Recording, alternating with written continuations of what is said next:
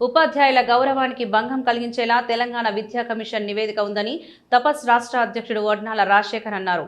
శుక్రవారం కరీంనగర్ జిల్లా కేంద్రంలోని మాధవ నిలయంలో తపస్ కరీంనగర్ జిల్లా అధ్యక్షుడు అన్నమనేని తిరుపతిరావు ఆధ్వర్యంలో జిల్లా కార్యవర్గ సమావేశం నిర్వహించారు.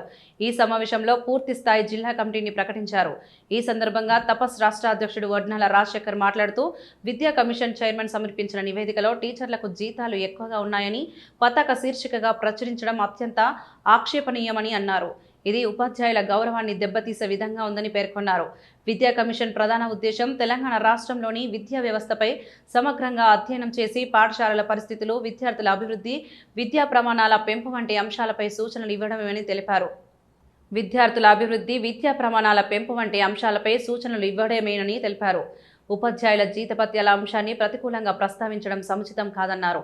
అందువల్ల ఆ నివేదికను వెంటనే రద్దు చేయాలని ఆయన డిమాండ్ చేశారు. ఈ కార్యక్రమంలో తపస్ రాష్ట్ర ప్రధాన కార్యదర్శి తెలకలపల్లి పెంటయ్య, జిల్లా అధ్యక్షుడు అన్నమనేని తిరుపతిరావు, ప్రధాన కార్యదర్శి జారతి నర్సయ్య, మాజీ అసోసియేట్ అధ్యక్షుడు అయల్నేని నరేందర్రావు, కార్యదర్శి అంబటి వేణుకుమార్, రాష్ట్ర బాధ్యులు ఉదయ్ కిరణ్ రావు, వినయధర్ రాజు తదితరులు పాల్గొన్నారు.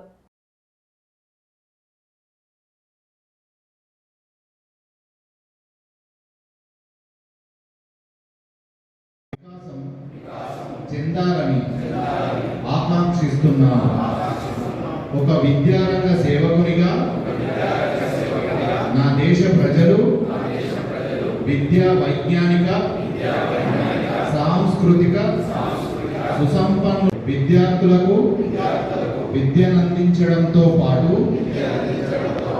వారిని దేశభక్తులుగా, సంస్కారవంతులుగా, నీతిమంతులుగా, శీలవంతులుగాను మరియు